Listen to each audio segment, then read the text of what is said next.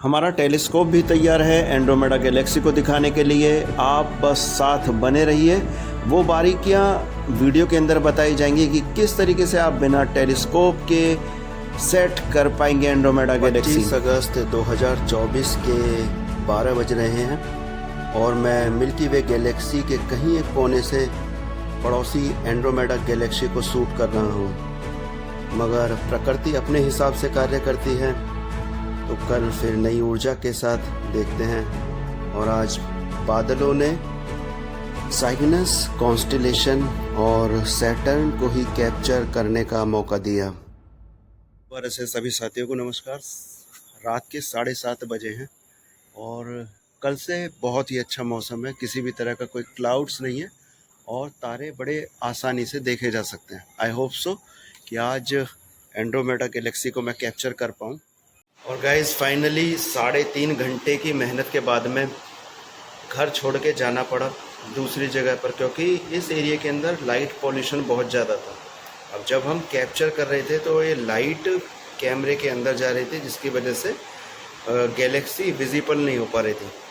अब हम एक डार्क एरिया में गए, डार्क एरिया कर रही थी। अब ये ज़रूरी हो चला था कि हम इस कंडीशन में अगर हमें गैलेक्सी देखनी है और मौसम साफ था तो क्विक डिसीज़न लिया गया और तुरंत अपने टेलीस्कोप को गाड़ी में रखकर हम नज़दीकी जगह पर पहुँचे।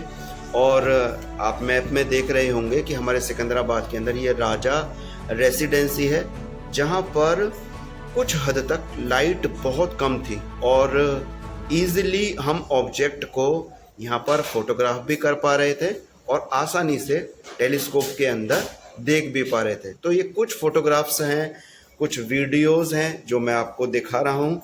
बहुत ध्यान से देखने पर आपको Andromeda Galaxy.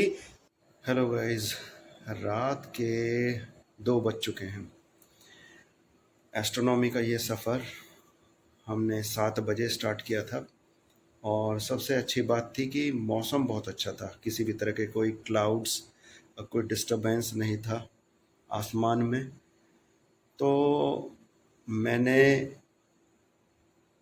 Andromeda Galaxy finally देख ली है और एंड्रोमेडा गैलेक्सी को देखना अपने आप में ही एक काबिल तारीफ़ चीज़ है। दूसरा, मून विद प्लीट्स आप वीडियो के अंदर देखेंगे। वीडियो में साथ में जुपिटर अपने चांद के साथ और मार्स ग्रह, ये 4-5 चीज़ें जो ऐड। आप अगर किसी ग्रह को देखना चाह रहे हैं या किसी गैलेक्सी को देखना चाह रहे हैं, मैं आपको बड़े सिंपल शब्दों में बताऊंगा, किसी यूट्यूबर्स की तरह नहीं कि बड़ी कॉम्प्लेक्स भाषा को इस्तेमाल करते हुए। आखिर वो कौन कौन से स्टेप हैं जिन्हें हम बड़ी आसानी से फॉलो कर लें और अपने ऑब्जेक्टिव को हम पालें। देखिए, सबसे पहला स्टेप है कि हम सबसे पहले ये डिसाइड करें कि हमें देखना क्या है, कौन सा हमें ऑब्जेक्ट देखना है। सबसे पहली बात, आप किसी गैलेक्सी को देखना चाह रहे हैं या किसी प्लेनेट को देखना चाह रहे हैं। सेकंड, उसके बारे में आपको एक सामान्य जानकारी होना चाहिए कि हम जो ऑब्जेक्ट देख रहे हैं वो किन किन प्रॉपर्टीज़ के साथ में क्या क्या विशेषता रखता है। प्लस हमें ये भी पता होना चाहिए, हमें यह भी मालूम होना चाहिए कि जिस ऑब्जेक्ट को हम ढूंढ रहे हैं उसके लिए कौन से लेंस, कौन से इंस्ट्रूमेंट की ज़रूरत पड़ेगी। तो ये था दूसरा स्टेप। तीसरा स्टेप क्या है कि आप ऑब्जेक्ट आपने डिसाइड कर लिया। तीसरे पॉइंट पे जब हम आएंगे तो हमें ये कैसे पता चलेगा कि हमारा जो ऑब्जेक्ट है, जिसे हम टेलीस्कोप से या फ़ोन से हम फ़ोटो लेना चाह रहे हैं, वो किस डायरेक्शन में है। तो बहुत सारे थर्ड एप्लीकेशन ऐप आपके प्ले स्टोर पर हैं। मैं जो ज़्यादातर यूज़ करता हूँ वो स्टिलेरियम ऐप है। ये एक ऐप आपको जो भी ऑब्जेक्ट आप देखना चाह रहे हैं उस ऐप को कौन सी डायरेक्शन में है आपको ईजिली वे में बता देता है। तो आप स्टिलेरियम ऐप का यूज़ करते हुए या किसी अन्य ऐप का यूज़ करते हुए उस ऑब्जेक्ट का एक पर्टिकुलर डायरेक्शन आपको पता चल जाएगा। तो आप एक पर्टिकुलर डायरेक्शन में अपनी एनर्जी को लगा पाएंगे। 3 स्टेप पूरा होने के बाद में चौथा स्टेप आ जाता है कि आपका जो फ़ोन है उस फ़ोन के अंदर एक कैमरा है और उस कैमरे के अंदर प्रो की सेटिंग्स होती हैं, प्रो कैमरा सेटिंग्स। जब आप प्रो कैमरा सेटिंग्स के अंदर जाएंगे तो उसके अंदर ISO, एक्सपोजर, तरह की कई सारी चीज़ें होती हैं, EV। तो इन सब चीज़ों को फिक्स करते हुए आप गैलेक्सी या प्लैनेट की फ़ोटो ले सकते हैं।